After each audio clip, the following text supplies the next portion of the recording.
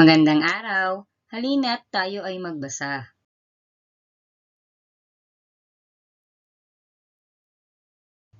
Makinig ka at sabayan mo ako sa pagbabasa.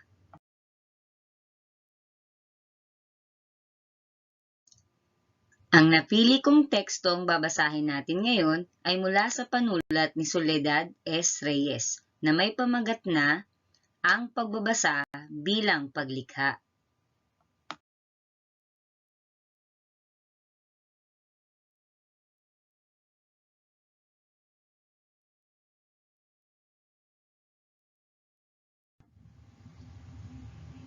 Bilang isang institusyon, maraming elementong taglay ang panitikan. Kasama rito ang lipunan, ideolohiya na nagbibigay daan at humuhubog sa pangkahalatang kaisipan ng teksto, ang manunulat na tagalikha ng mga akda, ang teksto na bunga ng maraming mga impluwensya, at ang mambabasa na tagatanggap ng sinasabi o di masabi ng akda at ang kamalayan nito. Marami ng teorya ang nabuo upang ipaliwanag ang isa sa mga elementong ito at kaugnayan nito sa iba pang elemento. Halimbawa sa historikal na teorya ng panitikan, madalas pinag-uugnay ng kritiko ang teksto at ideolohiyang pinag-ugatan ng akda. At sa iba pang pananaw tulad ng psikolohikal o arketipal, tinatangka ng kritiko na ipakita ang ugnayan ng manunulat at ng kanyang likha, ang masalimuot na proseso ng pagpasok sa akda ng samot-saring pangyayari o impresyon sa personal na buhay ng isang nobelista o makata. Sa aking panayam, nais kong bigyang limitasyon ang pagtalakay sa pamamagitan ng pagpapako ng atensyon sa papel ng mambabasa tungo sa paglikha ng kahulugan. Sa makatuwid, layunin ng aking sanaysay na makabuo ng isang kapani-paniwalang teoryang magsasaalang-alang sa mahalagang papel na ginagampanan ng mambabasa sa pagbuo ng mga kahulugan ng akda. Sa ganitong tunguhin, magkakaroon ng sumusunod na estruktura ang talakay. Sa unang bahagi, ipapaliwanag ko kung bakit nagkaroon ng balakid sa pagsisikap na pahalagahan ng nagaganap sa kamalayan ng mambabasa sa panahong binabasa niya ang akda. Sa ikalawang seksyon, tatalakayin ang papel ng mambabasa sa sistema ng paglikha ng kahulugan. Ilan sa mga kategoryang tutukuyin ang wika, ang tinatawag na intertekstualidad, ang mambabasa bilang subject, at iba pang kaisipan. Sa susunod na dibisyon, pagbabalikan ang bukal ng tradisyonal na kritisismo, lalong-lalo na yaong naganap sa nobela at ipakikita ang pinag-ugatan ng teoryang nagsasaalang-alang sa bunga ng akda sa buhay ng mambabasa. Ang kahuli-hulihang paksa ay tatalakay sa binubuong teorya ng pagbasa na pinaiinog sa pangangailangang muling ibalik ang mambabasa sa sistema ng panitikan na malaon nang nagtakwil sa kanya.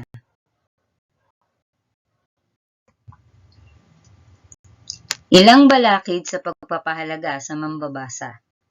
Ang unang balakid sa pagbabalik ng mambabasa bilang importanteng sangkap sa pagbuo ng kahulugan ay matatagpuan sa kolonyal na konteksto ng kanonisadong teorya at kritisismo.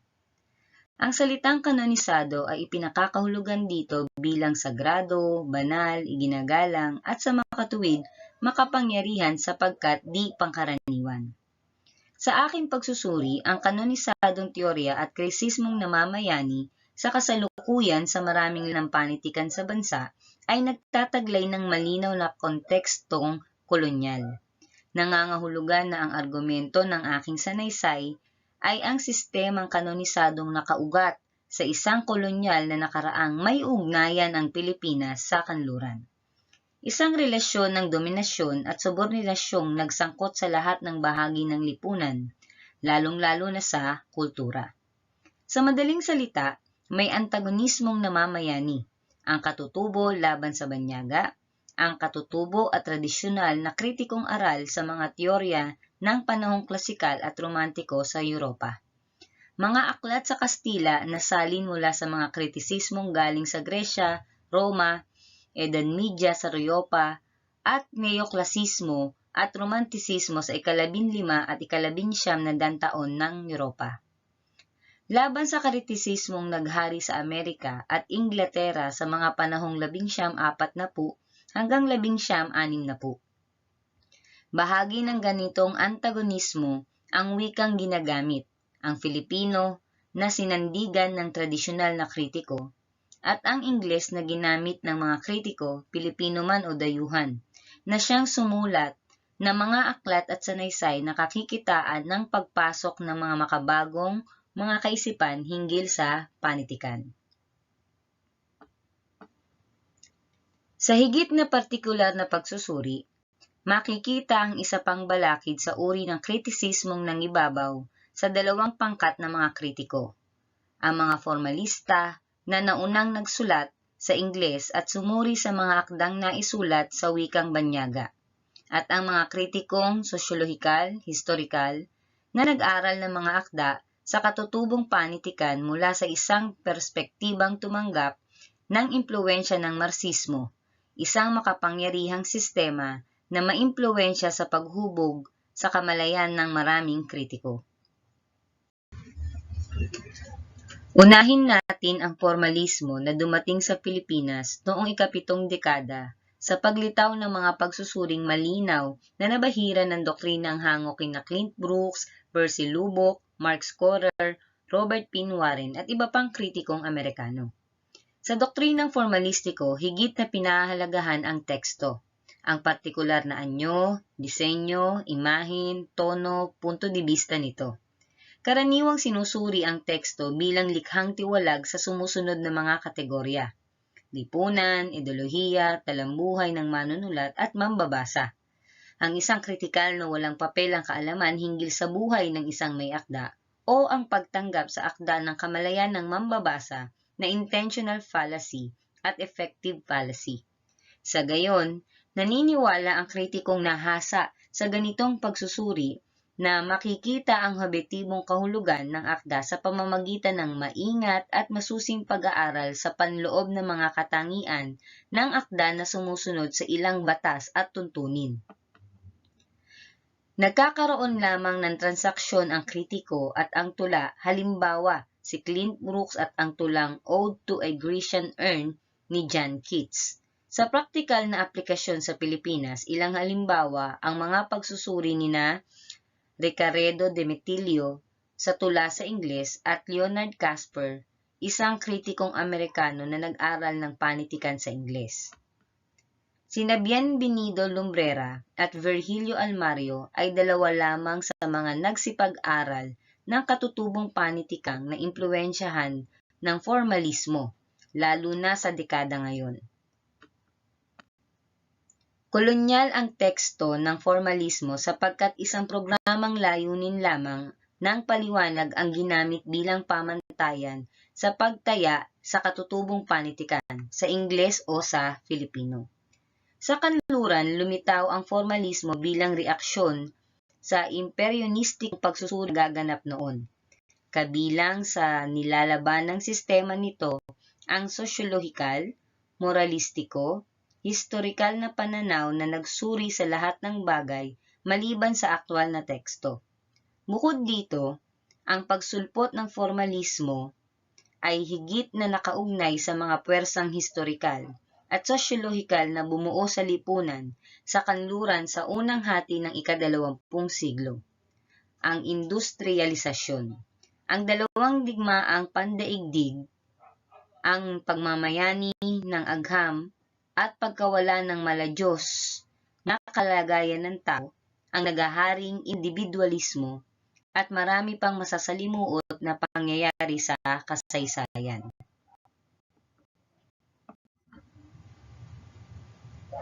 Pangalawa, sa ganitong paghahari ng realistikong pamantayan, muling pinagkibitang balikat ang mga akdang popular na karamihan ay hindi nangahas tumukoy sa nag-uumigting na tagisan ng puwersa sa lipunan.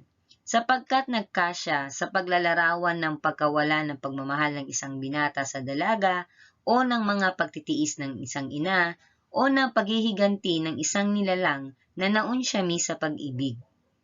At sa ganitong pagtingin, nakondena ang mga mambabasa na mahilig bumili ng ganitong mga lathalain. Bilang pasibo, walang alam, ignorante at mahilig tumakas sa buhay.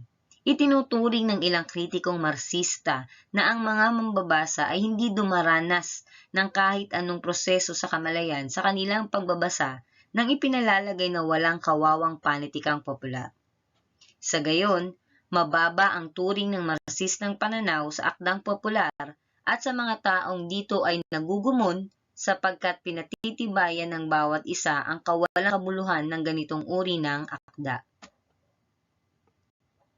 Kung babalik ang tanaw, makikita natin na ang dalawang mahalagang sistema ng kritiko, ang formalismo at marxismo, ay lumikha ng larawan ng mambabasa bilang individual na hindi kailangang isali sa paglikha ng kahugan. Bagamat pumasok ang mambabasa sa Marxistang pananaw, karaniwan namang mababa ang tingin sa antas ng kanyang kamalayan, lalong-lalo na yaong mambabasa na namihasang tumanggap ng mga akdang popular, di realistiko at sa makatuwid ay ipinapalagay na hindi mahusay. Sa ganitong mga pananaw, hindi gaanong nagtuon ang kritiko ng atensyon sa mga teoryang pinagmulan ng kanilang mga kritisismo. Batid nila ang praktikal na aplikasyon ng pagsusuri, subalit madalas na hindi malinaw ang batayan ng ganitong pagsusuri. Ang mga abstraktong kaisipang pinagmulan ng ibang prinsipyo sa analisis. Kung tutuusin, hindi isang sistema ang teoryang formalismo, sapagkat ito'y paraan ng pagdulog. Subalit ang Marxismo ay kakaiba sapagkat may tinatawag na teoryang Marxista na hinango sa mga sinulat nina Marx at Engels, Lenin, Trotsky, Mao Zedong, at nina George Lukács at Lucien Goldman, Louis Althusser, at maging si Pierre Machery at iba pang kritikong banyaga. Ating maynuha na wala gaanong hig ang mga kritiko na suriin ang basihan ng mga teorya, isang kalakaran hindi lamang sa Pilipinas kundi sa Estados Unidos at sa Inglaterra.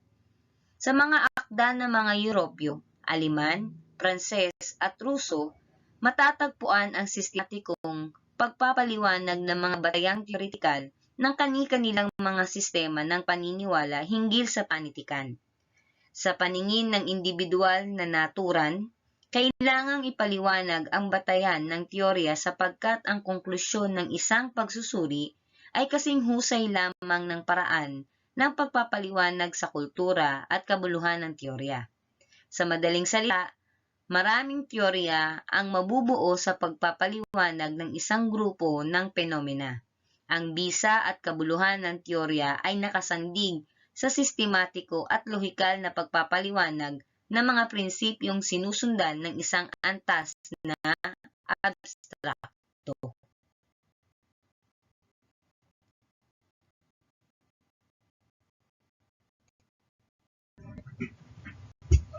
Sa malalim na pagsusuri, makikita natin ang ironiya, ang impersonalidad, ang angst, ang pagkakulong sa kawalan, ang preokupasyon sa objektibismo, ang pag-iwas sa emosyon at sentimentalidad, ang pagpiga sa mga imahin, ang matinding takot sa personal na ugnayan, ang pagkabilanggo ng Makata sa toring-garing na ikinawala ng kanyang komunikasyon sa kapwa, sa huling pagkukuro, sa kasaysayan at lipunan, na ginigimbal ng malalalim na karanasang ayon nga kay William Butler Yeats ay "The center cannot hold." Nagmula rin sa formalismo ang panibagong suporta para sa tagisan ng elitista at bakya. Hindi ko sinasabing sa formalismo lamang nagmula ang lahat ng kaisipang pinaikot sa ganitong distinksyon ng panitikang dapat pag-aralan at ituro sa mga universidad. Masasabi natin na ang ganitong simplifikasyon ay nagmula rin sa ating kolonyal na kondisyon. Ang katutubo ay hindi nararapat pag-aralan o ituro sa mga kurso sa panitikan, samantalang dapat lamang na isali sina Jose Garcia Villa, Arturo Rotor, at Manuel Argilla, halimbawa sa mga kursong Philippine Literature. Sa pananaw na formalistiko, lalong tumibay ang paniniwalang nararapat na gawing pamantayan ang mga katangiang hinahanap na formalismo sa mahusay na akda. Kung kaya, sa mga pagsusuri ng mga kritikong formalista, sa mga katutubong tula, kwento, nobela, na mayani sa kanilang pag-iisip na mahina at walang kwenta ang mga akda ng hindi kakikitaan ng naturang mga katangian. Itinapon sa labas ng kononisadong akda ang mga likhang sentimental, nangangaral, gumagamit ng dekahong wika, walang ironiya, hindi gumagamit ng sariwang image. Ang anumang konbensyonal at tradisyonal na hindi pumasa sa panlasa ng mga kritikong makabago ay tinatansyang karapat-dapat na ibilang na mahuhusay na katha. Subalit dapat isipin na ang akdang naturan, ang mga tula ni na Jose Corazon de Jesus, nobela ni Fausto Galuran, kwento ni Hilaria Labog, ay panitikang popular sapagkat malaon ng tinanggap ng libu-libong mambabasa. Sapagkat hindi kilala ang mga ito bilang mahusay na panitikan, sa sistema ng formalismo, tumindi ang impresyon na ang mga ito ay bakya. Ang popular sa makatuwid ay bakya. Hindi naunawaan ng ganitong pananaw at ng mga kritikong tumahak sa landasing formalistiko na ang ugat ng mga akdang popular ay matatagpuan sa uri ng lipunang ginagalawan ng mga akdang popular na matatagpuan sa uri ng lipunang ginagalawan ng mga manunulat at ng publiko, sa uri ng kumbensyon at tradisyonal na paraan ng pag-unawa sa realidad na malaon ng nakamihasahan ng mga tao, sa paraan ng distribusyon ng mga akda, sa magasing komersyal, ang kadahupan sa kaalaman ng sining at pagsulat ng mga manunulat. Sa ganitong negatibong pagtataya, lalong umigting ang kontradiksyon sa panitikan sa Ingles, mahusay, masalimuot, malalim, at Filipino, simple, mahina, superpisyal. Sa gayon, nabaon sa kamalayan ng maraming mag-aaral na talagang may pagkakaiba ang mga akdang naturang sa gayon sa mga pamantayan ng kasiningan at kabuluhan. Kung sa kritisismong formalistiko ay nabaliwala ang mambabasa bilang bukal ng kahulugan, sa kritisismong marsismo naman ay ibinabatay sa konseptong ang mambabasa ay kailangang imulat sa mga kontradiksyon ng lipunan. Sa madaling salita, pumasok ang publiko bilang mga taong kailangang gisingin sa kanilang kalagayang api. Malinaw sa ganitong historikal na pananaw na hindi sapat ang maglarawan, kailangang usisain ang akda, ang mga karanasang pinag-ugatan nito sa lipunan. Ang mahusay na akda ay yaong naglalahad ng kontribusyon ng lipunan na sinusuri sa isang objektibo at siyentipikong pamamaraan. Hindi sapat na tukuyin ang tema ng pag-ibig ng isang binata at dalaga. Ang nararapat ay itapat ang ganitong relasyon sa mga ugnayang panlipunan. Ano-ano ang implikasyon ng ganitong mga paniniwala sa papel ng mambabasa? Una, nagkaroon ng pagkiling para sa mga akdang realistiko. Ang kalakarang nagtutulak sa isang manunulat upang masinsinang suriin ang mga karanasang panlipunan at ilarawan ang mga ito sa panitikan. Ang individual sa kanyang pakikipag-ugnayan sa buong lipunan ang dapat pagtuunan ng pansin sa ganitong akda. Ang mga nobela ni Balzac sa Pransya ang modelo ng ganitong pananaw. Sa gayong malakas ng paniniwala ng panitikan ay salamin o refleksyon ng buhay, Kung malalim ang pagkakabaon ng akda sa ganitong paniniwala, higit ang kahusayan nito kaysa sa akdang walang pagtatangkang maging salamin ng mga kontradiksyon sa lipunan. Sa makatuwid, ang isang pananaw o kalakaran ay ginamit na naman upang maging bukal ang pamantayan.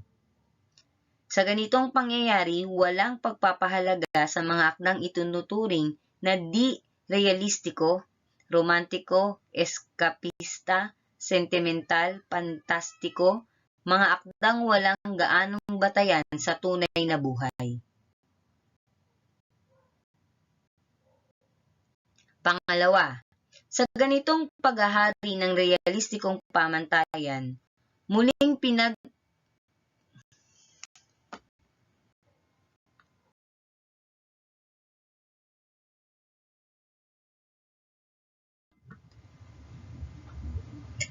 ang paglikha ng kahulugan. Dalawang mahalagang konsepto ang dapat linawin sa bahaging ito upang mabatid natin ang prosesong nagaganap tungo sa pag-unawa. Uunahin natin ang konsepto ng teksto, ang akda na binubuo ng mga salita. Batid natin ang mga salita ay nagtataglay ng maraming kahulugan batay na rin sa pagkakagamit sa mga ito. Ayon sa pag-aaral ni Ferdinand de Saussure, taong 1959 at iba pang eksperto sa wika na ang mga salita ay sagisag na binubuo ng dalawang sangkap, ang sinasagisag o signified at ang nananagisag signifier. Masalimuot ang mga konklusyon ng teorya na naging basihan ng strukturalismo, subalit isang simplistikong pagtingin. Makakakuha tayo ng ilang konklusyon. Bumubuo ang mga salita ng isang sistema na nakapaloob sa sistemang ito, tula, kwento o nobela. Ang realidad na nalikha sa pagsasama-sama ng mga partikular na salita. Sa madaling sabi, ang tula tungkol sa puno ay hindi tumuturol sa isang aktwal na puno sa ating kapaligiran o sa punong maaaring mag-udyok sa Makata. Halimbawa, si Jose Corazon de Jesus upang sulatin ang punong kahoy. O sa anumang partikular na puno na nabubuhay o malaon ng namatay. Ang puno sa tula ay tumutukoy sa realidad ng partikular na puno sa loob ng tula. Ang buhay at dinamismo ng tula ay nakasalalay mismo sa pagkakaugnay ng mga elemento sa loob ng tula. Sa ganung pananaw, maaaring tanggapin ang kaisipan na ang wika mismo ang puok o lugar ng pagtatagisan ng maraming kahulugan. Batay naman ito sa paniniwalang ang wika ay hindi isang sistema, maunawaan at kusang nagpapahayag ng malalim na kahulugan. Hindi ito transparent sa madaling salita. Mahirap itong sukulin at mahirap ding pasukulin upang ilitaw ang wastong kahulugan ng mga salita. Ang pagsasanib ng mga salita sa pagbuo ng mga pangungusap, sa pagsasanib ng mga pangungusap upang bumuo ng mga talata, sa pagsasama-sama ng mga talata upang bumuo ng kabanata, lalong nagiging masalimuot ang proseso na kakikitaan ng pagtatagisan, pag-aaway ng iba't ibang kahulugan sa bawat pagbabagong nagaganap sa sistema. Sa pananalita nga ng ilang makabagong pilosopo, ang teksto ang isang pook ng walang katapusang paglalaro, na ang mga salita mismo, the presence, ay naikokondisyon ng mga patlang, mga espasyo at mga puwang na siya dahilanan kung bakit may lumalabas na sistema ng kahulugan sa akda. Pinasusubalian ang ganitong di-konbensyonal na teorya ng wika, ang nakamihasang paniniwala na ang wika ay instrumento, ahente, sisidlan lamang ng mga realidad na nasa labas ng wika. Na nariyan ang mga realidad at ginagamit lamang ang wika upang usalin o ipahayag ang malaon ng nalikhang realidad. Sa teorya ni de Saussure, mismong wika ang lumilikha sa realidad, ang partikular na tula o nobela o kwento. Sa ganitong pagtingin sa makapangyarihang puwersa, ang wika bilang manlilikha, pinasusubalian na rin ang kaisipan, ang akda ay palaging may katapat na realidad sa labas nito. Ang teorya ng refleksyon sa realismo. Bukod dito, nilalabanan ng ganitong pananaw ang isa pang kumbensyonal na pag-iisip, na ang akda ay may taglay na isa o dalawang kahulugan na madaling mahugot, mabunot, makuha, matagpuan sa akda. Batay ang ganitong pananaw sa paniniwala na nagtatago o nagsusumiksik sa akda ang isa o dalawang kahulugang inilalagay, inilatag, isinangkap dito ng may akda ng kanya itong likhain. Sa makabagong teorya, hindi isang parasito ang mambabasa o kritiko na lubusang nakasandig o umaasa sa mayamang organismo, ang akda, upang mabuhay. Ang kritiko o mambabasa ay buong layang lumilikha ng mga hulugan sa kanyang pagbabasa ng akda. Pupunta tayo sa ikalawang kategorya, ang mambabasa. Sa kumbensyonal na pananaw, katulad ng natalakay sa unang bahagi ng aking panayam, ang mambabasa ay tinitingnan bilang pasibo, walang tutol na tagatanggap lamang ng mga bagay-bagay na taglay ng akda. Siya ay individual na walang lakas o kapangyarihang tumugon o sumagot o makipag-ugnayan sa isang malikhaing paraan sa masalimuot na sistema, ang tula o nobela. Wala siyang ginagawa kundi tumanggap lamang ng mensahe, ng likhang isip, at sa ganitong pasibong reaksyon, madali siyang mabaon sa anumang ideolohiyang nagbigay hugis sa panitikan. Kung kaya't napakadaling isipin na ang mambabasa sa ganitong pagtingin ay tulad ng robot. Walang pag-iisip, walang kamalayan, walang damdamin.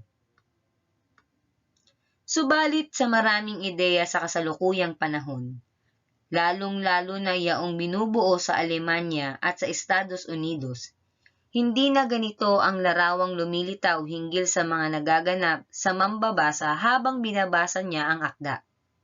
Komplikado ang marami sa mga kaisipang nililinang nina Norman Holland, Wolfgang Iser, Hans Robert Joost, Stanley Fish, Jane Tompkins, halimbawa at iba-iba ang teoretikal na preposisyong nakapaloob sa kanilang teorya. Subalit muli, maaari tayong makahugot ng ilang makabuluhang kaisipang makatutulong sa pag-unawa kung ano nga ba ang nagaganap sa kamalayan ng mambabasa sa sandaling hawakan niya ang teksto. Isang mahalagang konsepto ang nakabatay sa paniniwalang aktibo at dinamiko ang pagtanggap ng mambabasa sa akda.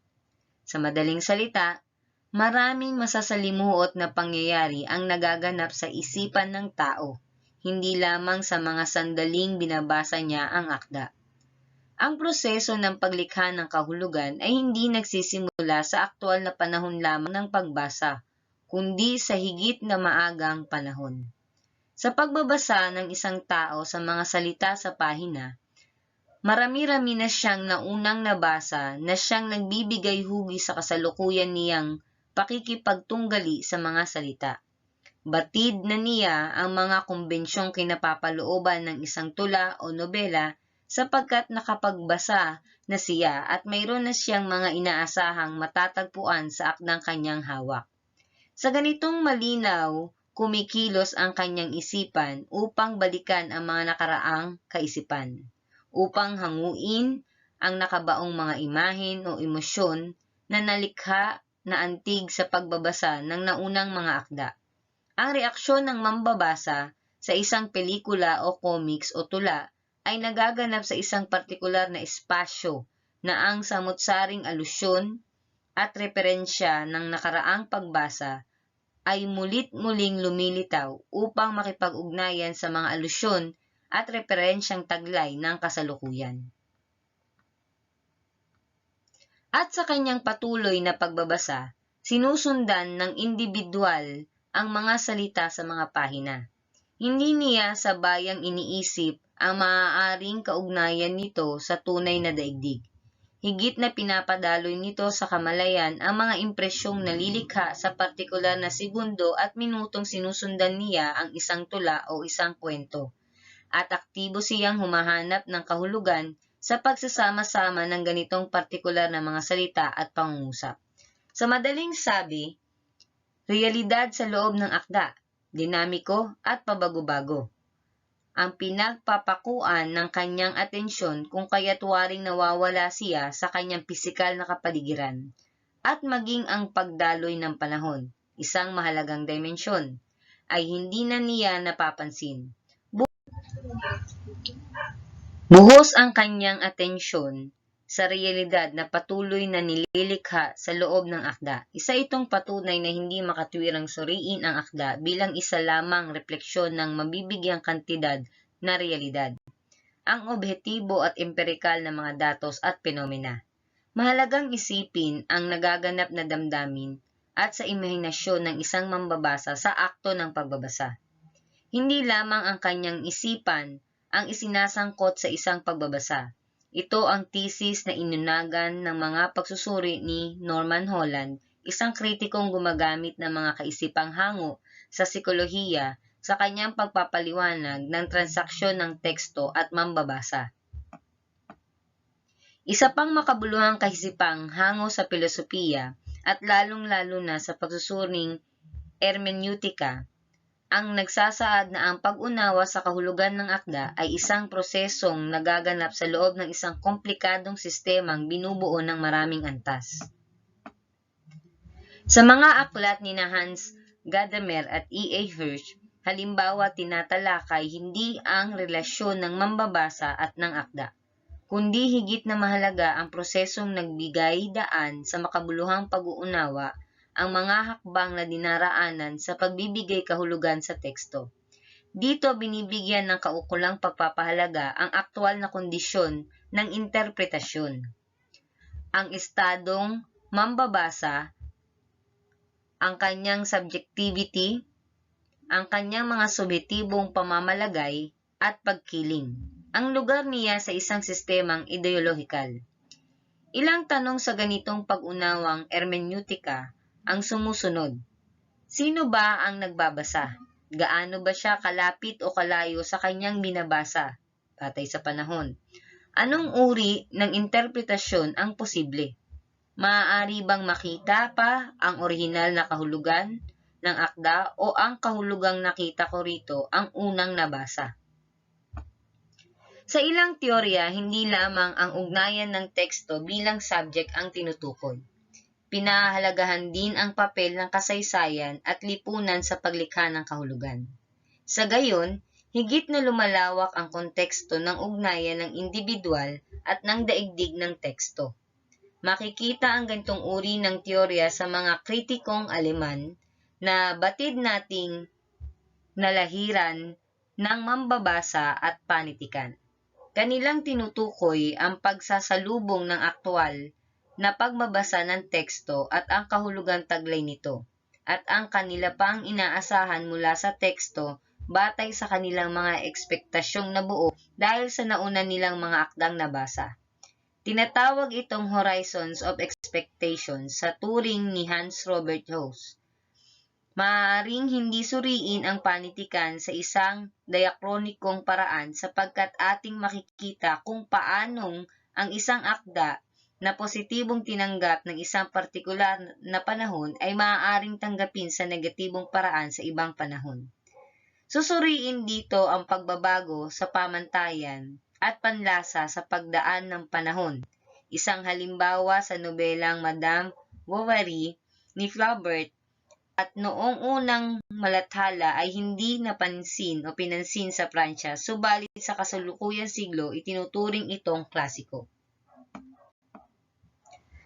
Upang mapalinaw ang talakayan, nais kong gumamit ng ilang halimbawa upang makita ninyo ang praktikal na konsiderasyon kaugnay ng mga abstraktong kaisipang aking naibigay. Sa pagbasa ng Ang Ginto sa Makiling, noong taong 1947 ni Macario Pineda, Ang reaksyon ng isang tao ay nakabatay sa kanyang kaalaman hinggil sa matulaing alamat ng makiling. Sa makatuwid, bago pa man niya basahin ang nobela, nasa utak na niya ang isang uri ng konteksto, mga imahen at alusyong tumuturol sa Diyosa sa bundok ng makiling. Ang kaugnayan nito sa mga karaniwang nilalang, ang sanlibot isang referensyang taglay ng katulad ng mga kwento. At sa kaniyang aktwal na pagbasa sa nobela, makikita niya kung paano ginamit ng may akda ang alamat sa kanyang nobela. Dalawa na ang antas ng isang konsepto, ang antas na malaalamat at ang antas na binubuo ng mga aktwal na pangyayari sa nobela. At sa pagbasa pa niya, sa kabuuan ng nobela, higit na lumalawak at lumalalim ang kanyang pag-unawa na ang alamat at ang kwento ng nobela ay may nililikha pang salaysay na pinaiinog sa isang makabuluhang temang nalikha sa loob ng nobela. Sa gayon, nagsasama sana ang pinanayan ng mga antas, ang nilalaman ng nobela, ang laman ng at buto nito.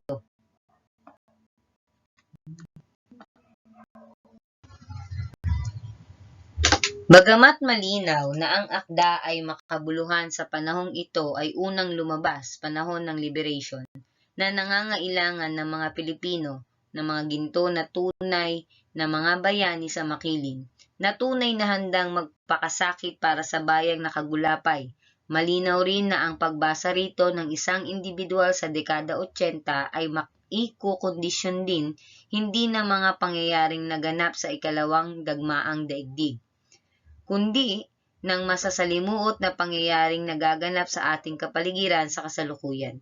Sa makatuwid, ang kahulugan ng akda noong araw, bagamat maaari pa ring gumitaw sa isipan ng kasalukuyang mambabasa, ay maaaring dumaan sa isang transportasyon dahil na rin sa maraming antas ng pagbabago.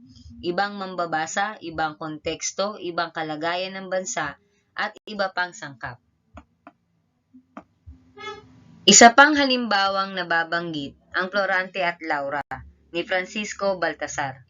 Ang interpretasyon dito ay yaong namamayaning kahulugan, ang tula bilang protesta laban sa mga Kastila. Subalit batid natin na sapagkat maraming perspektibang magagamit, lalong-lalo na ngayon, marami ring interpretasyon ang maibibigay sa klasikong tekstong ito. Nariyan ang mga pagsusuri ni Bienvenido Lumbrera, Lucira Hosilios, Epifanio San Juan Jr., Isagani Cruz at iba pang kritiko. Si Balagtas ay patuloy na babasahin at susuriin sapagkat bawat henerasyon ay makalilikha ng sariling kahulugan ng teksto. Isa itong malinaw na patunay na ang mangbabasa ay lalong lumilikha ng kanyang kahulugan batay sa kanyang pagkaunawa sa teksto at sa kanyang kalagayan sa kontekstong historikal.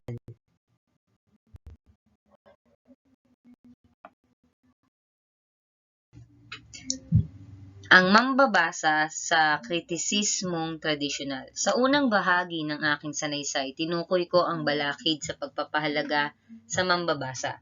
Subalit makatwirang itanong kung ano nga ba ang papel ng mambabasa bago dumating ang mga kapangyarihang sistema ng pagsusuri, formalismo at marxismo. Ano nga ang tingin sa mambabasa sa madaling salita sa panahon ng kritisismo? Batay sa isang pahapyaw na pagsusuri at batay na rin sa aking pag-aaral sa mahigit na 300 nobela mula taong 1905 hanggang 1975, may ilang malinaw na indikasyon na mahalaga ang papel ng mambabasa sa pangunahing kritisismo sa loob ng panahong nabanggit. Una, sa mga pagpapakilala na sinulat ng mga batikang nobelista tulad ni Francisco Laksamana, Lope Casantos, Inigo Edregalado, Juan R.C. Walls, at sa serye ng lathalain ng mga surian ng wikang pambansa noong ika-5 dekada. Malinaw na pinahahalagahan ng mga manunulat ang mambabasa. Malinaw itong makikita sa pag-uukol ng kanilang pananalita na inihahandog sa bayang Maralita, sambayan ng Pilipino, kapwa Pilipino. Kinakausap ng mga manunulat ang bayan bilang publikong babasa ng mga akda. Pangalawa, isang makabuluhang argumento sa panahong ito taong 1905 hanggang 1940 na ang nobela ay nararapat tingnan bilang bukal ng mga aral na maaaring pabungahin sa buhay ng mga mambabasa. Ang aral ay maaaring mapagbunga sa personal na buhay ng mambabasa sa kanyang pakikipag-ugnayan sa kanyang pamilya at mga kaibigan, sa kanyang pagsisikap na mapanuto. Maaari din naman itong pagbungahin ang isang higit na politikal na paraan sa pagmumulat ng mga tao sa katotohanan ng pang-aapi ng mga Amerikano, sa pangangailangang kumilos para sa tunay na kalayaan at iba pang kaisipang sumasakop sa realidad na politikal sa bansa. Sa pagdaraan ng panahon, nagkaroon ng modifikasyon sa paglalahad ng mga kapakinabangang makukuha sa pagbabasa ng nobela. Para sa nobelistang tulad ni Fausto Galuran, sinusulat ang mga nobelang nagtatampok sa mga katutubong gawi at kilos upang labanan ang pagpasok ng modernisasyon. Sa kanilang mga sanaysay, ipinaliliwanag ng mga nobelista kung bakit pinagtutuunan nila ng pansin ang mga pagkakaiba ng bukid at lungsod, ng babaeng taga-nayon at ang society girl, ng makabago at tradisyonal. Nais lamang nilang magamit ng mambabasa ang kanilang mga akda sa pagtahak ng landasin na kinagawian ng mga ninuno. Sa bahagi ng kasaysayan ng nobela na kinakitaan ng pagpasok ng higit na kabataang nobelista sa dekada 70, patuloy pa rin ang malaking pagpapahalaga ng mga mambabasa sa pagkabuo ng tradisyong moralistiko, didaktiko na pinasimulan noon pang dekada. Ang nobela ay lumabas bilang bukal ng aral at aliw para sa libo-libong mambabasa nito sa liwayway, aliwan o bulaklak.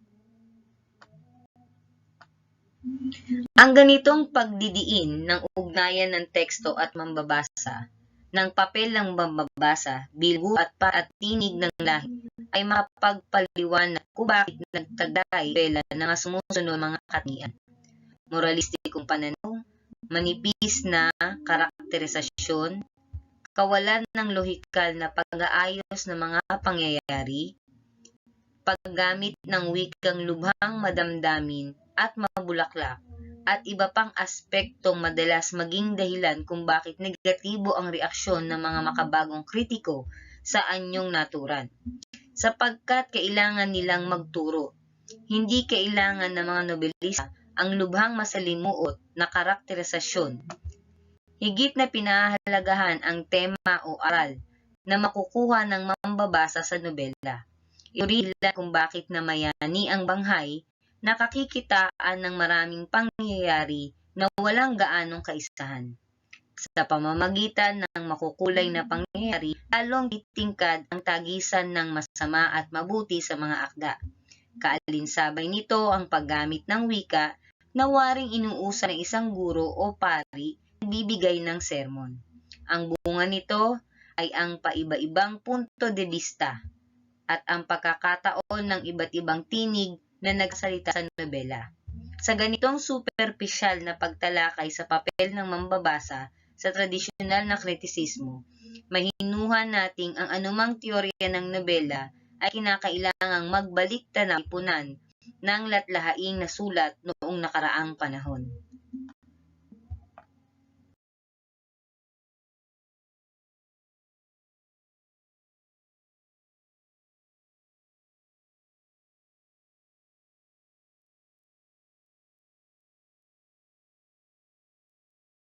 Salamat sa pakikinig at sa pagsabay sa aking pagbabasa.